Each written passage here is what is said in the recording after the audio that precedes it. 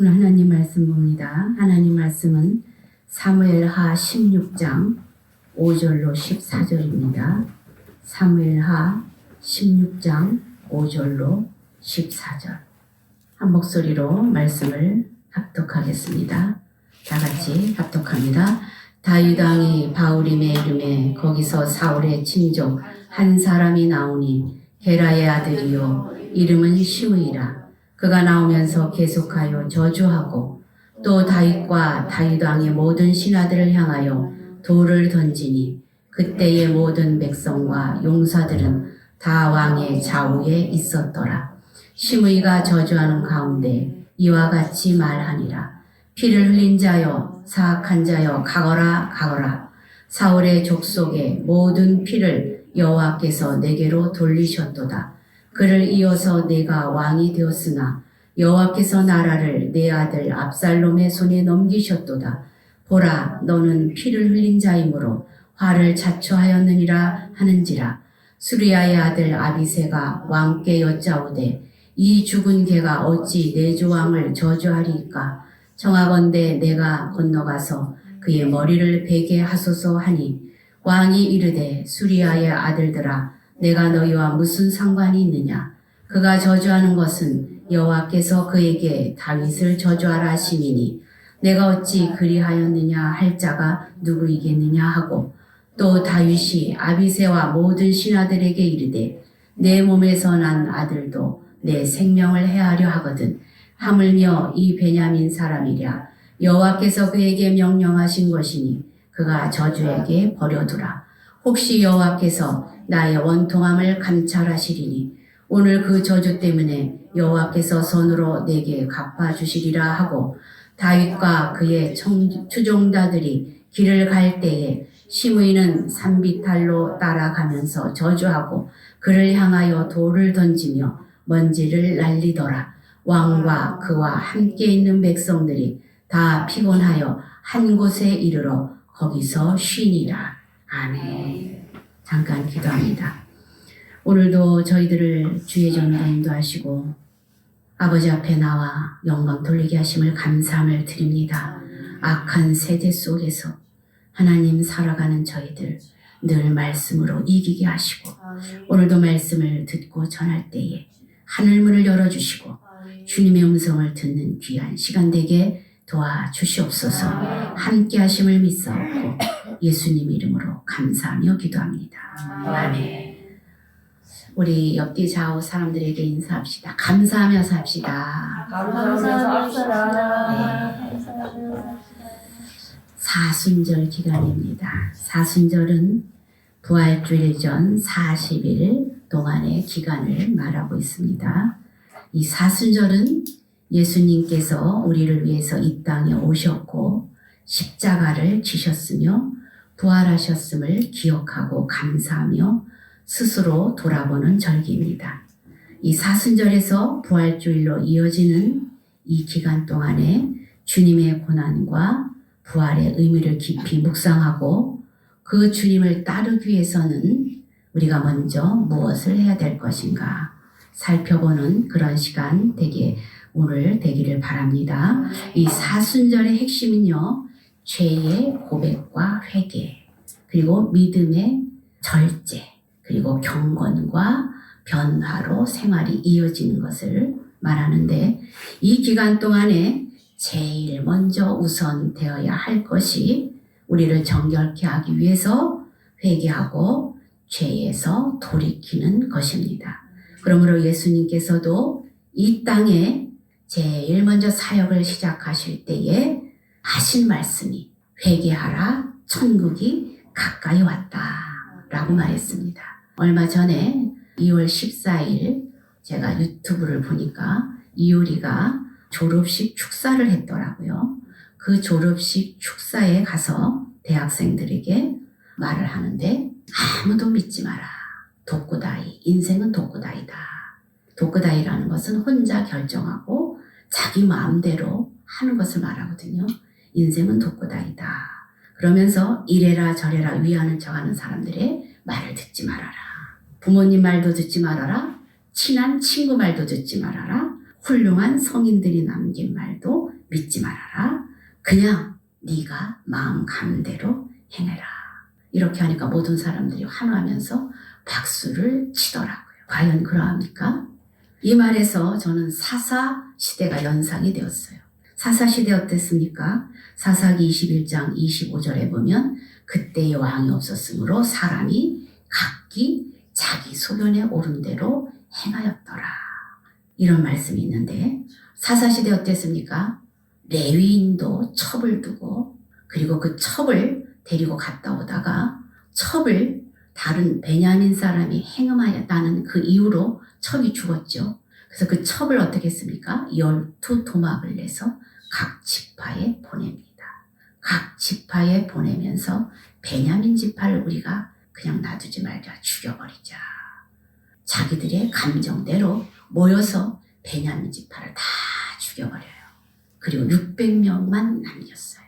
600명이 도망가서 겨우 살아남았는데 나중에 보니까 자기 지파 중에 한 지파가 없어지게 생겼잖아요. 그러니까 어떻게 합니까? 여자들을 보쌈을 해서 거기에다 갖다 줘요. 그래서 겨우 베냐민 지파가 이어져 갑니다. 어떻습니까? 지네 마음에 들지 않는다고 또 레위인이 첩을 두어서 그 레위인이 첩이 죽었다고 또 토막을 내서 각 곳에 보내고 싸움을 일으키고 지멋대로 하는 그 시대. 결국은 어떻게 했습니까? 그 나라가 이스라엘이 멸망을 했습니다. 한 사모님, 친구 사모님이 말레이시아에 사는데 저에게 전화를 했습니다. 사모님, 한국 시대가 진짜 이래? 내가 말레이시아에 오래 살아서 잘 모르겠는데 내가 한국 드라마를 봤거든? 드라마 2편을 봤거든? 그런데 기가 막히더만 나한테 그렇게 말을 해요. 그런데 이런 말을 하더라고요. 2편을 봤는데 시어머니한테 며느리가 아주 못되게 구니까 시어머니 친구가 와서 얘, 너 어머니한테 그렇게 하면 안 된다.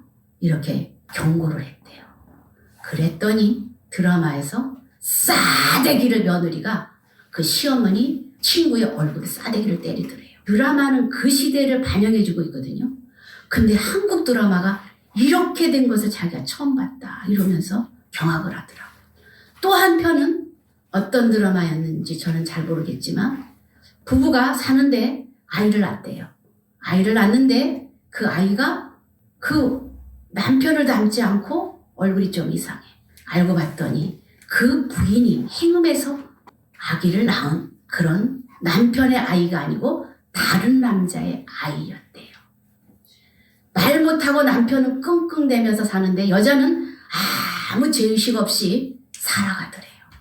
이것이 한국 드라마더라. 사모님, 목사님 나한테 이러면서 이게 진짜 한국의 현상입니까? 물어보더라고요. 그렇죠. 이렇게 윤리도 없고 도덕도 없고 신앙도 없는 이렇게 모든 것이 다 신앙마저 땅바닥에 내뒹굴러진 이 시대에 이 사순절 기간에 우리가 이러한 음란한 문화 속에서 살아가는 이 죄악된 세상에서 우리는 무엇을 생각하고 어떻게 살아가야 될 것인가? 우리 다음 세대의 자녀들에게 믿음을 물려줘야 되는데 이런 문화 속에서 아무렇지도 않게 살아가는 이 시대에 우리는 과연 자녀들에게 무엇을 어떻게 전해 주어야 되겠는가? 고심이 되는 이 기간입니다. 이 사순절 기간 동안에 우리들은 그럼 죄를 짓지 않는가? 우리들도 사소한 죄부터 많은 죄를 짓습니다. 우리 이러한 죄를 되돌아보고 우리의 죄와 이 세상의 죄와 맞서서 싸워야 되지 않겠는가? 작은 죄라도 돌이켜서 우리 삶을 회개의 삶으로 돌이켜야 되지 않겠는가? 이런 생각을 해봤습니다. 회개는 단순히 우리의 죄를 이것이 잘못되었다고 인정하는 행위가 아닙니다. 우리의 마음과 생각이 깊은 변화를 일으켜야 함을 뜻하는 것입니다.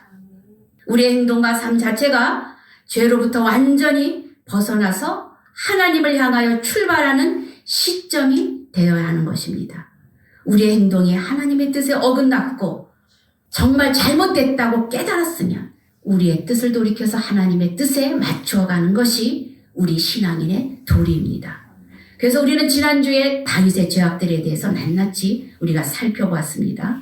여기에서 다윗의 죄악을 지적질하는 데서 끝나는 것이 아닙니다. 그 후 다윗이 그러한 죄를 지었음에도 불구하고 어떻게 살아갔는가, 그 죄를 벗어나서 어떠한 마음으로 살아갔는가, 여기에 우리의 초점이 있습니다. 다른 종교는 죄를 해결할 수가 없어요. 답이 없어요. 그러나 예수님께서 이 땅에 오신 것은 모든 사람에게 그 죄를 해결하고 모든 이에게 구원을 주기 위해서 예수님이 이 땅에 오신 것입니다. 그래서 예수님이 이 땅에 가장 먼저 오셔서 하신 말씀이, 세례 요한이 가장 먼저 한 말씀이 무엇입니까? 회개하라, 천국이 가까이 왔도다. 마태복음 4장 17절의 말씀입니다. 이 말씀, 하나님 나라의 도래를 준비하는 데 있어서 가장 중요한 말씀인 것이죠. 집은 문으로 들어가지만 천국은 어떻습니까? 회개를 통해서 들어가는 것이기 때문에 이 회개가 가장 중요하다는 것입니다. 그래서 예수님도 세례 요한도 이 땅에 와서 가장 먼저 말씀하신 것이 회개하라, 천국이 가까이 왔다라고 말씀하신 것이죠. 그럼 회개란 무엇일까요? 회개란 히브리어로 슈브라는 뜻인데, 이 회개란 길을 바꾸다, 돌아오다, 죄를 자복하고 돌이킨다라는 뜻이 바로 회개라는 뜻입니다. 우리 지난주 그 다윗의 죄악을 보면서 우리의 죄악도 얼마나 많은지 우리가 살펴봤죠. 오늘 말씀은 그러한 죄를 지은 다윗이 어떠한 태도로 회개하고 살았는가. 우리도 해결하지 못한 죄가 있으면 이렇게 해결하고 살아가야 됨을 보여주고 있는 말씀입니다. 다윗은 우리아의 아내를 빼앗았죠. 우리아의 아내를 간음하고 그 죄를 은폐하기 위해서 우리아를 어떻게 했습니까? 전쟁터에 나가서 맨 앞에 자리에 서서 죽여버렸습니다. 이로 인해서 다윗의 생애 중에서 가장 위급한 상황을 오늘 보게 되는 그러한 말씀입니다. 사방이 다 적이고 다윗이 지은 죄로 인해서 아들 압살롬의 반역이 일어납니다. 그 주위에 충성스런 부하들이 이제 압살롬을 향하여서 다 돌아서는 그러한 단계가 됐어요. 하루아침에 눈 뜨고 일어나면 압살롬에게로 사람들이 돌아서서 눈덩이같이 그 세력이 불어나는 것을 다윗은 보고 있습니다. 그랬을 때 다윗은 깨닫습니다. 아, 하나님이 하셨구나. 나를 치려고 지금 하나님이 이렇게 하셨구나. 다윗은 원망하지 않았어요. 아니, 아들 저놈이 나를 반역해? 화가 나고 소리 지르고 그러지 않았습니다. 하나님이 하셨구나. 나단 선지자가 예언한 그 두려운 말씀의 책망의 내용이 무엇이었죠? 사무엘하 12장 9절부터 12절에 보면은 칼이 내 집에서 떠나지 않을 것이다 라고 말했잖아요. 그 일이 지금 일어나고 있는 것이죠. 여호와의 말씀을 업신여겼기 때문에 네가 이렇게 한 것이 아니냐 하면서 나단 선지자를 통해서 말씀하셨던 그것이 지금 일어나고 있는 것이죠. 그래서 아들 압살롬에게 반역을 당하면서도 이 다윗은 아무 소리를 하지 않고 머리를 헤치고 맨발로 도망을 가고 있습니다. 겨우 울면서 예루살렘 성을 빠져나오죠. 아들이기 때문에 봐준 것입니까? 아들이기 때문에 반역을 했는데도 봐주고 지금 도망가는 것입니까? 아니에요. 죄 때문에, 자기의 죄로 인해서 그러한 것을 깨달았기 때문에 아들을 통해서 지금 하나님은 나를 치시는구나 라고 생각을 했다는 것이죠. 그래서 정권을 이제 물려주고 나오는데 오늘 사무엘하 16장 5절부터 한번 읽어볼게요. 다윗이 이제 바후림에 이르렀습니다. 신발도 벗고 머리를 헤치면서 도망가는 그 길에서 지금 누구를 만나냐? 사울의 친족 시므이를 만나요. 시므이를 만나는데 이 시므이가 뭐라고 말합니까? 다윗을 향해서 돌을 던집니다. 돌을 던지면서 무엇이라고 합니까? 여기 한번 읽어봅시다. 7절 읽어봅시다. 시작. 시므이가 저주하는 가운데 이와 같이 말하니라. 피를 흘린 자여 사악한 자여 가거라 가거라. 사울의 족속의 모든 피를 여호와께서 내게 돌리셨도다. 그를 이어서 내가 왕이 되었으나 여호와께서 나라를 내 아들 압살롬의 손에 넘기셨도다. 보라, 너는 피를 흘린 자이므로 화를 자초하느니라 하는지라. 무엇이라고 말합니까? 7절에 다윗을 향하여 피를 흘린 자여 사악한 자여 이러면서 돌을 던지면서 왕에게 지금 다윗에게 이러한 수모를 주고 있는 것이죠. 그런데 이렇게 수모를 주는데도 다윗이 아무 말을 하지 않습니다. 그러니까 같이 가던 이 수리의 아들 아비새가 뭐라고 하는지 한번 읽어봅니다. 시작. 수르의 아들 아비새가 왕께 여짜오되 이 죽은 개가 어찌 내 주 왕을 저주하니까 청하건대 내가 건너가서 그의 머리를 베게 하소서 하니. 왕이여, 저놈 내가 당장 가서 머리를 베올게요. 말을 합니다. 그런데 다윗이 무엇이라고 말합니까? 10절부터 12절 읽어봅니다. 시작. 왕이 이르되 수리아의 아들들아, 내가 너희와 무슨 상관이 있느냐? 그가 저주하는 것은 여호와께서 그에게 다윗을 저주하라 하심이니 내가 어찌 그리하였느냐 할 자가 누구이겠느냐 하고, 또 다윗이 아비새와 모든 신하들에게 이르되 내 몸에서 난 아들도 내 생명을 해하려 하거든 하물며 이 베냐민 사람이랴. 여호와께서 그에게 명령하신 것이니 그가 저주하게 버려두라. 혹시 여호와께서 나의 원통함을 감찰하시리니 오늘 그 저주 때문에 여호와께서 손으로 내게 갚아주시리라 하고. 무엇이라고 말합니까? 내 아들도 나를 반역하는데 저 사람이냐? 저 사람 내버려둬. 하나님께서 하시는 거야. 내가 이 원통함을 말하지 않고 묵묵히 갈 때 하나님이 이 저주로 인해서 나를 신원해 주시지 않겠느냐? 나를 봐주시지 않겠느냐? 이러한 마음으로 다윗이 이 모든 것을, 그 수모를 다 받아들여요. 여러분들, 그 사람하고 상관이 없는데 여러분들을 향해서 저주를 퍼붓고 욕을 하고 그럴 때 여러분들 어떻게 하겠습니까? 얼마나 화가 나겠습니까? 다윗은 아무 소리 하지 않습니다. 목을 베어 오니까 부하가 당장 가서 목을 베었다니까. 왕은 다윗 왕이기 때문에 아무것도 못할 것이 없어요. 다 할 수 있어요.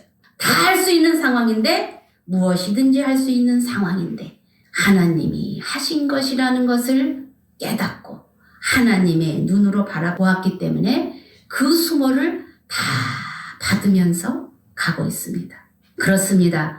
회개라는 것은 우리에게 이러한 삶이, 어떠한 삶이 주어진 것을 다 받아들이고 이것이 하나님의 뜻인가 보고 그렇게 하나님의 눈으로 해석하고 믿음으로 받아들이면서 가는 것이 회개라는 것입니다. 그리고 자기의 잘못을 뉘우치고 잘못을 깨닫고 거기에서 돌이키는 것을 말해주고 있어요. 그래서 사무엘하 15장 25절에는 다윗이 도망갈 때 법궤를 메고 나옵니다. 법궤를 메고 나올 때 다윗이 뭐라고 하냐면 법궤를 도로 예루살렘에다 갖다 놔라.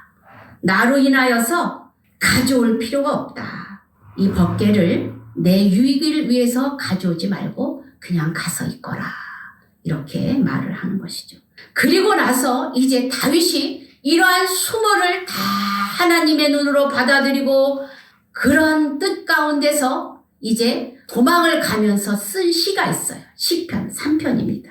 시편 3편 시인데 회개를 하고 나서 이 다윗이 믿음으로 이 모든 것을 다 받아들이면서 하나님 앞에 고백하는 내용이에요. 아니, 죄를 지은 사람이 어떻게 저런 시를 쓸 수 있지? 라고 생각할 수 있는 그런 시예요. 우리가 한번 시편 1편 3편 1절부터 8절까지 빨리 읽어보겠습니다. 시작. 여호와여, 나의 대적이 어찌 그리 많은지요. 일어나 나를 치는 자가 많으니이다. 많은 사람이 나를 대적하여 말하기를 그는 하나님께 구원을 받지 못한다 하나이다. 셀라. 여호와여, 주는 나의 방패시요 나의 영광이시요 나의 머리를 드시는 자니시니다. 내가 나의 목소리로 여호와께 부르짖으니 그의 성산에서 응답하시는도다. 셀라. 내가 누워 자고 깨었으니 여호와께서 나를 붙드심이로다.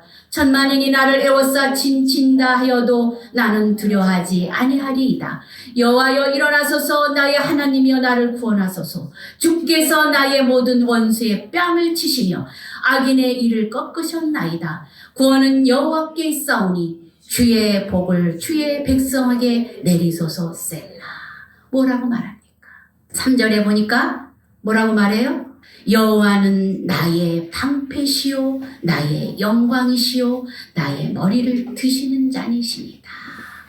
이제 이렇게 무서운 징계 속에서 하나님이 나의 방패시고 복이시다라고 이렇게 고백을 하는 것이죠. 회개와 믿음은 같이 연결이 돼요. 내게 회개를 하고 나면 낙심이 되고 내가 죄가 보여져서 이제는 끝났어. 나는 이제 늙었고 나는 아무것도 할 수 없고 이렇게 여기서 끝나면 안 된다는 거예요. 회개는 어떻게 합니까? 믿음으로 이어지는데 이런 회개를 통해서 하나님의 아버지의 마음을 보게 된 거예요. 여러분 어떻습니까? 우리가 잘못할 때 부모님들이 여러분들 잘할 때 어떻게 했습니까? 때리기도 하고 야단도 치고 그러셨잖아요. 그렇기 때문에 이렇게 하시는 것은 하나님이 징계하시는 것은 나를 사랑하심이다라는 그 하나님의 마음을 알았기 때문에 다윗이 이렇게 시를 고백한 거예요. 그래서 여호와는 나의 방패시요 나의 영광의 머리를 트시는 아버지십니다. 이렇게 고백을 한 것이죠. 왜? 아들이기 때문에 이러한 징계를 내리셨다는 것이죠. 히브리 12장 6절에 보면 사랑하는 자를 하나님이 징계하신다라는 말씀이 있는데 이 참 하나님의 마음을 알았기 때문에 이렇게 고백을 하는 것이죠. 그리고 이 아버지가 나를 사랑하셔서 징계하셨는데 여기에서 이제 믿음으로 나가서 자기가 회복이 되고 자기가 우뚝 믿음으로 서게 되는 것입니다. 그래서 여기 보니까 누워 자고 깨고 여호와께서 나를 붙드심입니다. 천만인이 나를 애워 친친다 하여도 나는 두렵지 않습니다. 일어나 하나님 나를 구원하소서. 악인의 뺨을 치는 저들 속에서 나를 구원하소서. 구원은 여호와께 있사오니 주의 복을 주의 백성에게 내리소서. 어떻게 합니까? 자기가 믿음으로 회복된 다음에 이제 누구를 돌아봅니까? 주의 백성을 돌아봅니다. 믿음으로 회복이 되고 회개를 하고 믿음으로 서서 이제 누구를 돌아보게 돼요?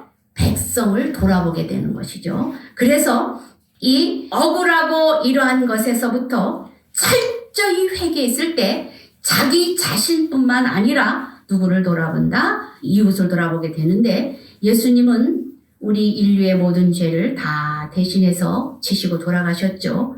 그를 믿으면 구원입니다. 그런데 아직도 우리 주위에는 많은 사람들이 이 세상이 네 맘대로 살아라. 이웃이 말대로 네 멋대로 살아라. 이런 사람이 너무도 많다는 것이죠.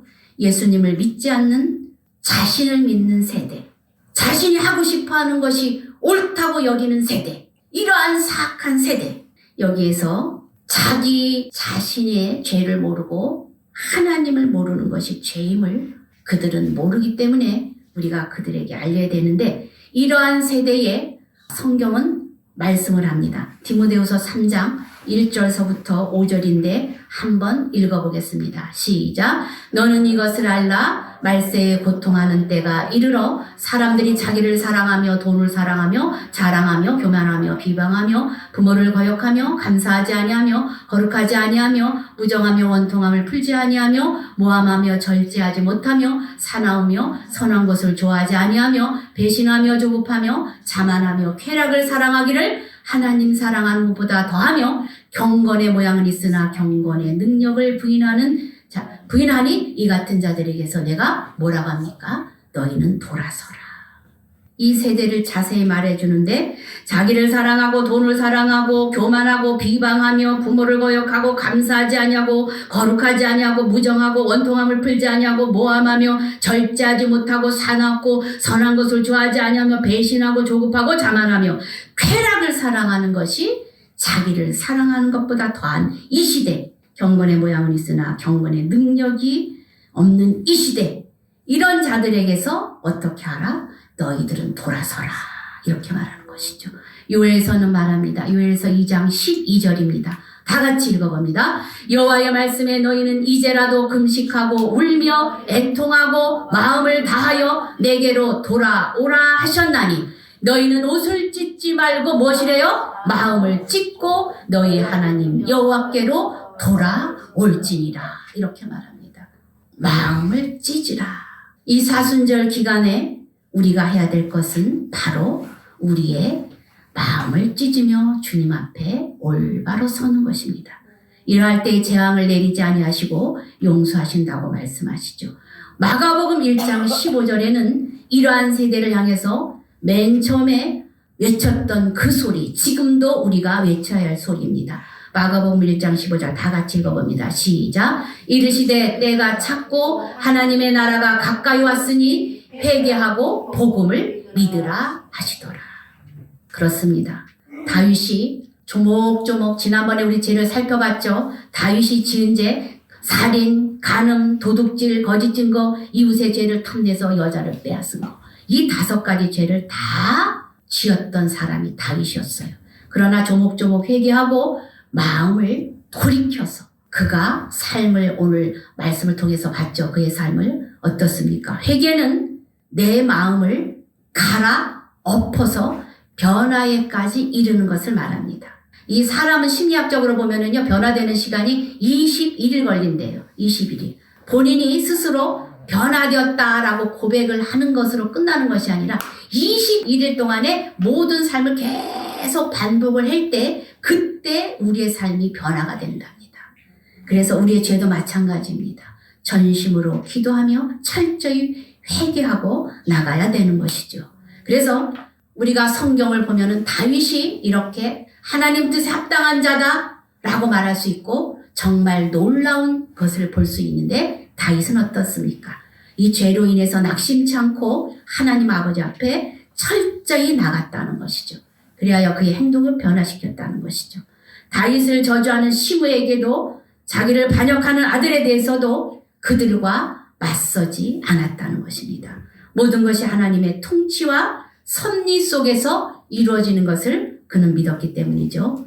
우리도 한번 철저히 회개하고 이 사순절 기간 동안에 우리를 되돌아보면서 우리의 작은 죄라도 고백하고 철저히 돌아서서 하나님 앞에 온전히 서는 그러한 기간이 되기를 주의 이름으로 축원합니다. 그래서 다윗이 1000만인이 나를 손가락질할지라도 하나님을 바라며 갔던 그 다윗과 같이 우리도 주님 앞에 철저히 살아보는 결단을 해보는 시간이 되길 바랍니다. 회개를 성경에서는 말합니다. 시편에서는 통회한다 이렇게 말합니다. 예레미야서를 보면은 죄를 자복한다. 또 에스겔서는 죄를 떠난다. 호세아서는 여호와께로 돌아간다 라는 것으로서 통회하고 자복하고 죄를 떠나 여호와께로 돌아가는 것이 바로 회개입니다. 그래서 후회해서 끝나는 것이 아니라 자백에서 끝나는 것이 아니라 회개는 방향을 바꾸어서 자기 중심에서 하나님 중심으로 180도 돌아서는 것을 회개라고 합니다. 오늘 우리 이러한 말씀을 보았고 우리가 살펴봤고 다윗의 여러 모양도 보았습니다. 오늘 우리도 하나님을 따르는 우리 믿음의 백성으로서 우리 죄를 작은 죄라도 철저히 회개하고 그리고 돌아서서 이웃에게 영향력을 미치고 이 세대에 자기를 사랑하고 돈을 사랑하고 자기의 모든 것이 최고라고 생각하는 이 교만한 세대에 하나님을 증거하며 빛의 자녀로서 영향력을 미치며 철저히 살아가는 사순절 기간에 주님을 더 묵상하고 거룩한 백성으로 변화되는 여러분들 되시길 주의 이름으로 축원합니다. 이 시간에 다 같이 한번 기도하겠습니다. 나는 나의 죄를 죽게 하려며 가고 있는가? 회개 후에 변화의 삶으로 이어져 가고 있는가? 불신자의 죄가 가장 큰 죄임을 알리며 가고 있는가? 이 3가지를 놓고 우리가 다 같이 한번 통성으로 기도하겠습니다. 주여